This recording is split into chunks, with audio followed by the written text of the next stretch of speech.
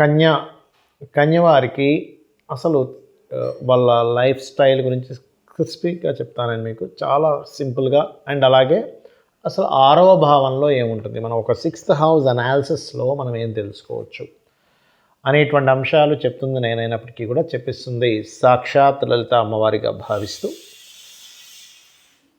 కన్యారాశి వారికి ఉండే గొప్ప టాలెంట్ ఏమిటంటే వాళ్ళు చూసి నేర్చేసుకోగలుగుతారండి. వాళ్ళు పర్టికులర్గా ఏమి ట్రైనింగ్ తీసుకోగలరు, వాళ్ళ ఇన్బిల్ట్గా యోగం ఉంటుంది.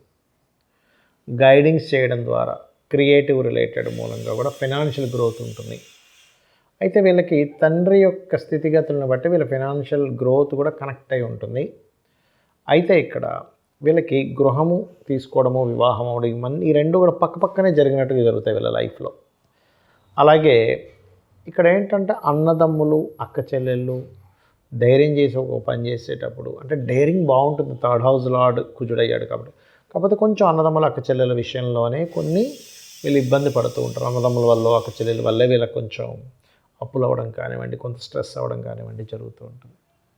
అయితే ఇక్కడ మీరు ఎంత పుణ్యక్షేత్రాలకు వెళ్తూ ఉంటే, లాంగ్ జర్నీ చేస్తూ ఉంటే, దూర ప్రాంతాల క్షేత్రాలకు వెళ్తూ ఉంటే అంత ఫినాన్షియల్గా బాగుంటుంది. మీకు గుర్తుపెట్టుకోండి, అమ్మవారి ఆరాధన, వెంకటేశ్వర స్వామి ఆరాధన అద్భుతమైన ఫలితాలు ఇస్తుంది. అయితే మీకు పూర్వజన్మని రూల్ చేసేటువంటి ప్లానెట్ ఏదైనా ఉంది అంటే మూన్.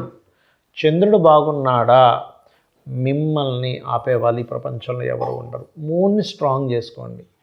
అంటే మీరు మెడిటేషన్ చేయడము, తల్లిగారిని కాస్త రోజు తల్లిగారి పాదాలు నమస్కారం చేసుకోవడము, చంద్రుడి యొక్క కళలను బట్టి అమావాస్య పౌర్ణమి నాడు అమ్మవారి ఆరాధన చేయడం, వెంకటేశ్వర స్వామి ఆరాధన చేయడం మీకు ఖచ్చితంగా మంచి ఫలితాలు ఇస్తుంది.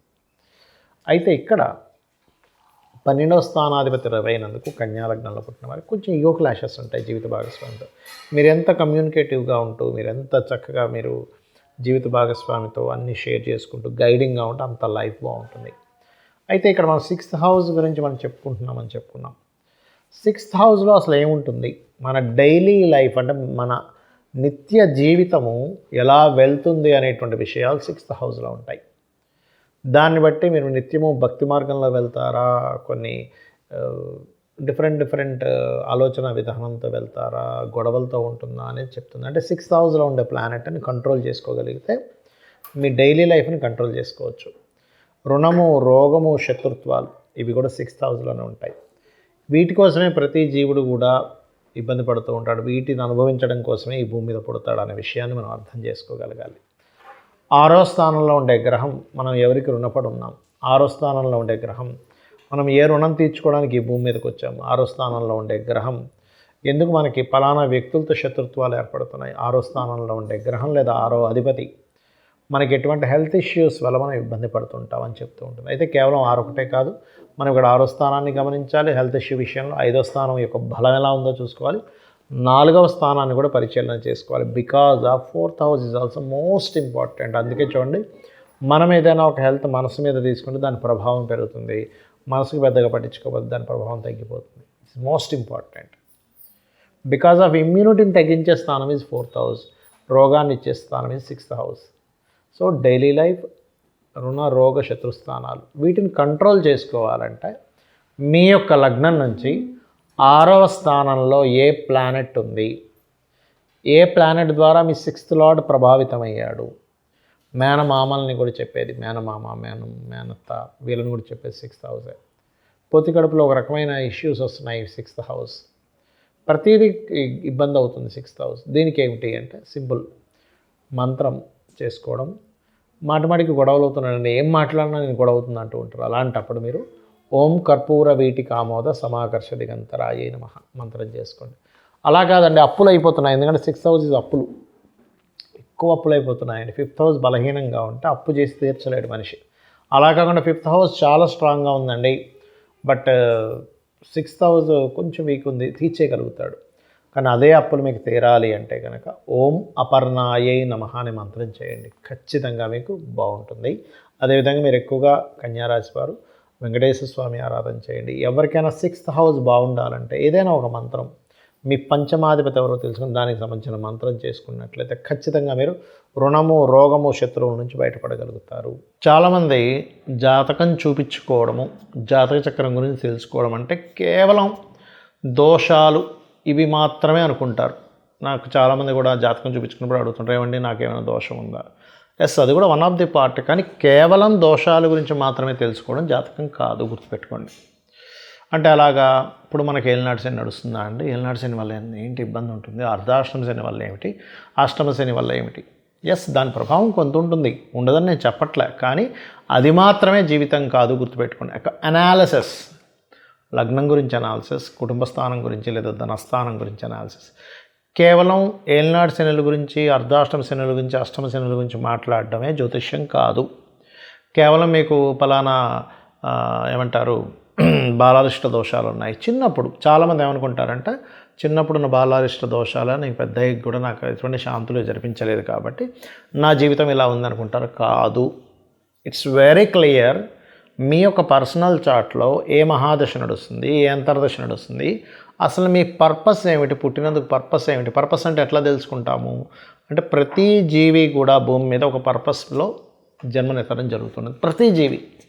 ఆ పర్పస్ మనం తెలుసుకున్నప్పుడు మనకేమవుతుందంటే ఎస్, ఓహో నేను దీని గురించి జన్మించాను కదా, నేను ఎందుకు వేరే విషయాల గురించి బాధపడాలి అని అనిపిస్తూ ఉంటుంది. అలా ఏంటంటే ఇది కేవలం ఏదో సర్పదోషం ఉందంటండి, కాల్సప దోషం ఉందంటండి. అంటే నేను అనేది ఏంటంటే ఒక చిన్న ఎగ్జాంపుల్ చెప్తాను చూడండి. ఒక వ్యక్తికి సంథింగ్ ఏదో హెల్త్ ఇష్యూ వచ్చింది అనుకుందాం. మనిషి అంతా బాగానే ఉన్నాడు, సమ్ హెల్త్ ఇష్యూ వచ్చింది, కాళ్ళు నొప్పులు వచ్చాయి, లేకపోతే సైనస్ ప్రాబ్లం ఉంది, లేకపోతే ఇంకోటి ఏదో మైగ్రేన్ ఉంది, లేకపోతే సమ్ బ్రీతింగ్ ఇష్యూ ఉంది, లేకపోతే బాగా సన్నగా ఉన్నాడు, లేకపోతే బాగా లావుగా ఉన్నాడు. అదొక్కటే నీ జీవితాన్ని నిర్ధారిస్తుందా? Just thing. అదొకటే కాదుగా మిగతా చాలా అంశాలు ఉన్నాయి నీ జాతకం, నీ యొక్క లైఫ్లో. అదొక ప్రాబ్లం మాత్రమే, దాన్ని నువ్వు ఎట్లా క్లియర్ చేసుకోవాలి అంతే.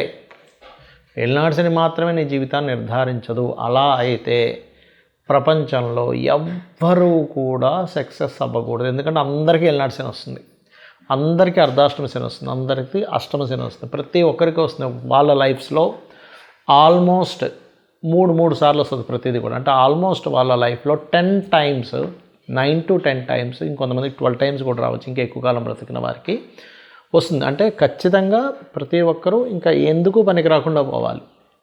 మరి అందరికీ అలా జరగట్లేదు అంటే దాని అర్థం ఏమిటి? ఆ సమయాల్లో కొంచెం స్లో మూమెంట్ ఉంటుంది లైఫ్. అంతేకాని కంప్లీట్గా మీ లైఫ్ మొత్తం ఎందుకు పనికి రాకుండా పోతుంది అనేది నెగటివ్ థాట్ని ఫస్ట్ తీసేయండి. ఎందుకంటే జ్యోతిష్యం అనేటువంటిది నీకు దారిని చూపించేది, వెలుగుని చూపించేదో, భయపెట్టేదో, నీకు అధైర్యాన్ని ఇచ్చేదో, లేకపోతే నువ్వెందుకు పనికిరావని చెప్పేదో, నీకేది సాధ్యం కాదు, నువ్వు ఇంట్లో కూర్చోమని చెప్పేది జ్యోతిషాస్త్రం కాదు. కాకపోతే సరే ఒక పలానా ఇన్వెస్ట్మెంట్ చేస్తున్నాం, this is right time or not, అంటే ఈ నెలలో చేయొచ్చా, గ్రహాలు ఏమైనా ఇన్వెస్ట్మెంట్ స్థానాన్ని ఏమైనా మనకి అక్కడ ప్రభావితం చేస్తున్నాయా, సో నేను ఎందులో ఇన్వెస్ట్మెంట్ చేస్తే తగ్గలను. ఎందుకంటే investment is most important thing in life. నువ్వు మొత్తం సంపాదించి ఒక 5 ఏళ్ళలో 10 ఏళ్ళు సంపాదించిన డబ్బులంతా తీసుకెళ్ళి ఇంకో దగ్గర నువ్వు పెడుతున్నావు. సో దానికి ఏమిటి? అలాగే ఒక జీవిత భాగస్వామిని తెచ్చుకుంటున్నావు, what is the right time. నువ్వు ఒక ఇల్లు కట్టుకుంటున్నావు, what is the right time. నువ్వు ఒక వాహనం కొనుక్కుంటున్నావు, what is the right time. అలాగే నువ్వు పలానా ఒక విద్యను నేర్చుకుంటున్నావు, what is the right time. Right అంటే నీకు ఇది వేస్టేజ్ అయిపోతుందా? కొంతమంది చూడండి బాధపడుతూ ఉంటారు, అయ్యో మా అబ్బాయికి ఇంత చదివించామండి, తీరా చూస్తే ఇప్పుడేమో అందులోనే జాబ్ చేస్తున్నాడు, అసలు దానికి సంబంధమే లేదండి అని తల్లిదండ్రులు కన్నీరు కారుస్తూ ఉంటారు, బాధపడుతూ ఉంటారు. సో ఇటువంటి నీ లైఫ్కి ఎదగడానికి ఏవేవైతే ఉన్నాయో అవన్నిటిని అనాలిసిస్ చేసి చెప్పేది జ్యోతిషాస్త్రం. ఏలినాటి శని ఉంది, నాకేమీ పనికిరాదు, అమ్మో నాకు సర్పదోషం ఉందన్నారు, నాకు ఏది కలిసి రావట్లేదు, అమ్మో నాకు పలానా అయితే అన్నారు. కాదు, నువ్వు ఒక ప్రాపర్టీ, మీ యాన్సిస్టర్స్ ప్రాపర్టీ క్యారీ చేసేటప్పుడు దాన్ని యాజ్ ఇట్ ఈస్గా నువ్వు అనుభవిస్తే బాగుంటుందా, లేకపోతే దాన్ని అమ్మేసి ఇంకోటి కొనుక్కుంటే బాగుంటుందా? ఇట్లా అనేకమైనటువంటి విషయాల్ని నీ యొక్క కర్మని తగ్గించుకోవడానికి నువ్వు ఏ దేవత ఉపాసన చేయాలి, నీ యొక్క తత్వంలో ఎలా మార్చుకోవాలి, నువ్వు ఎలా ఉంటే నీ లైఫ్ చాలా బాగుంటుంది అని ఒక డీటెయిల్డ్ అనాలిసిస్ ఇచ్చేది, ప్రతి భావం గురించి ఒక డీటెయిల్డ్గా చెప్పేటువంటి అంశం ఏదైతే ఉందో దట్ ఈజ్ యాస్ట్రాలజీ, గుర్తుపెట్టుకోండి. అంతేగాని ఏదో నాకెందుకు పనికిరాదు, నా జీవితం ఇంతే అని మాట్లాడుకోవడానికి అస్సలు ఆస్ట్రాలజీ కాదు. ఇందులో 2 రకాలు ఉంటాయి. ముండైన ఆస్ట్రాలజీ అంటే ఏంటి, ఈ 2026లో ఎట్లా ఉన్నాయి గ్రహాలు, ఇందులో గోచార గ్రహాలు ఏమిటి అంటే, గోచార గ్రహాలు మనకు చెప్పుకుంటూ ఉంటాం. మేషరాశి వారికి ఈ నెల ఇలా ఉంటుంది, ఈ పక్షంలో ఇలా ఉంటుంది, ఈ వారంలో ఇలా ఉంటుంది. అవన్నీ బయట ఉండేటువంటి గ్రహాల యొక్క ప్రభావం ప్రపంచం మీద, మనుషుల మీద, సర్వ జీవరాశుల మీద ఎలా పడుతుందని చెప్పేది మాత్రమే అది. అంతేగాని అదే పూర్తి జీవితం కాదు. ఇది బాగా అర్థం చేసుకోండి. చిన్న చిన్న దోషాలు ఉన్నాయి, దోషమే మీ జీవితం కాదు. ఆ దోషాలని చిన్న మంత్రంతో, ఇది కలియుగం కాబట్టి ఈ కలియుగం పరంగా మీరు చిన్న చిన్న దానాలు, చిన్న చిన్న మంత్రాలు చేసుకుంటూ, చిన్న నామస్మరణ చేత, కేవలం నామస్మరణ చేత మీ జీవితాన్ని అద్భుతంగా మార్చుకోవచ్చు. గుర్తుపెట్టుకోండి. కాబట్టి మనందరం కూడా ఆ అమ్మవారిని ప్రార్థిద్దాం. అమ్మ, నేను తెలుసో తెలియకో పూర్వజన్మల్లో ఒక అజ్ఞానంలో కర్మ చేసి ఉంటాను, నీ పాదాలు పట్టుకుంటున్నాను, నన్ను నువ్వు గట్టెక్కించు అని అమ్మని కనుక మనస్ఫూర్తిగా కనుక మీరు చేయగలిగితే ప్రార్థన, ఖచ్చితంగా అమ్మవారు మిమ్మల్ని చూసుకుంటుంది. శ్రీమాత్రే నమః.